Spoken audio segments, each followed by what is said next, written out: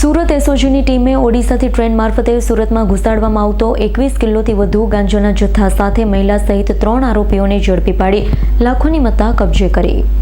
Surat police commissioner વાબામ જામેર દ્વારા સુરત શહેરમાં no drugs and Surat city અભિયાન ચલાવવા આપેલા આદેશને લઈ સુરત એસઓજીના ડીસીપી રાજદીપસિંહ નકુમની ટીમ પીઆઈએએસ સોનારા સાથે પેટ્રોલિંગમાં હતી ત્યારે એએસઆઈ હિતેશ સિંહ અને અરનામ હેડ કોન્સ્ટેબલ રાજુભાઈને મળેલી બાતમીના આધારે સુરત રેલવે સ્ટેશન બહારથી 2 પુરુષ સંજય પ્રહલાદ શાહુ, નબધન રામચંદ્ર પાહન અને એક મહિલા સરસ્વતી ઉર્ફે સંધ્યા રંજન મુનિને ઝડપી પાડ્યા।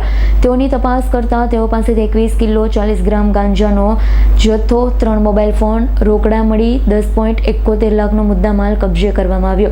પોલીસ તપાસમાં સામે આવ્યું છે કે આરોપીઓ ઓડિશાના ગંજામ જિલ્લામાંથી પેસેન્જર બને ટ્રેનમાં મુસાફરી કરી ટ્રાવેલ બેગમાં ગાંજો છુપાવી સુરતમાં સપ્લાય કરવા આવ્યા, પરંતુ એસઓજીએ સમયસર કાર્યવાહી કરી નશાનો જથ્થો શહેરમાં પ્રવેશે તે પહેલા જ સમગ્ર રેકેટને નિષ્ફળ બનાવ્યું છે। હાલ 3 આરોપીઓ સામે મૈદરપુરા પોલીસ સ્ટેશનમાં એનડીપીએસ એક્ટ હેઠળ ગુનો નોંધાવતા વધુ તપાસ મૈદરપુરા પોલીસે હાથ ધરી છે। ड्रग्स इन सूरत सिटी अंतर्गत एसओजी ने यस्टरडे एक बड़ी रेड की है। भुवनेश्वर से आती ट्रेन में से टोटल 21 किलो 40 ग्राम गांजा जिसकी कीमत है 10,71,000 इसको पकड़ लिया है। 3 आरोपियों जो उड़ीसा के उनको भी पकड़ लिया है। ये लोग की एमओ ये थी कि ये लोग मुसाफिर के स्वांग में आते थे और ट्रैवलिंग बैग में गांजा लेके आते थे। एसओजी को इन्फॉर्मेशन थी, एसओजी ने रेड की, उनको पकड़ा और मैदरपुरा पुलिस स्टेशन में एनडीपीएस का गुना दाखिल किया।